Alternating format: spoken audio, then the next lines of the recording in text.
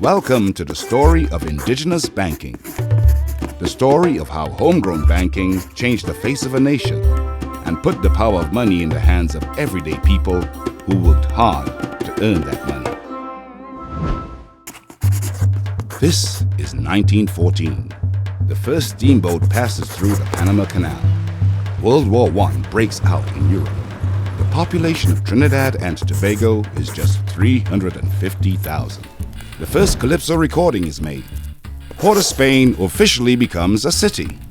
Eric Eustace Williams is just 3 years old. Sugar and cheap labor are the mainstay of the national economy. And while it's almost a century since the emancipation of slavery, equal opportunity and access to services are still a long way off for the working class. But this was all about to change. For anyone who could afford a penny, change was now in the air. With a penny, anyone could now be afforded access to what was, up until then, a truly upper-class privilege. The privilege of having a bank account. In 1914, rising out of activism that demanded reforms and equality for the working class, the Trinidad Cooperative Bank opened the doors. The TCB was the first indigenous bank anywhere in the Caribbean. Before this pivotal moment in banking history and social evolution, banks in the Caribbean were based somewhere in either Canada, the USA, or the UK. TCB was made by the people of Trinidad and Tobago for the people of Trinidad and Tobago. The Trinidad Cooperative Bank, affectionately called the Penny Bank, became an aggressive pioneer of affordable housing in Trinidad, and in 1929 it acquired an area in Belmont and built and rented out 30 low-cost houses, which were eventually sold to their tenants on a rent-buy basis. Using rent payments as mortgage installments quickly became a trend on the local real estate landscape.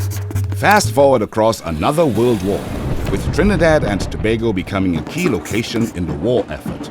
Go past Gene and Dinah, and a society under a strong cultural influence of the US, and an economy booming on oil, construction, and manufacturing. Independence in 1962, and right into the civil rights movement or Black Power movement, and a population approaching 900,000. Welcome to the 1970s.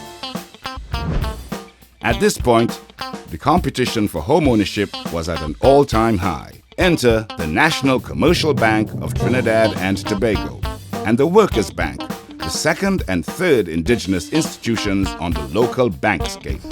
NCB became the first bank to lend 75% of the value of the house or property you were looking to buy. The NCB eventually upped it to 90% when they partnered with an insurance company to insure 15% of the value of a mortgage for their clients. 15 and 75 equals 90%. And right there and then, the claim of up to 90% financing heard in every mortgage ad nowadays was born.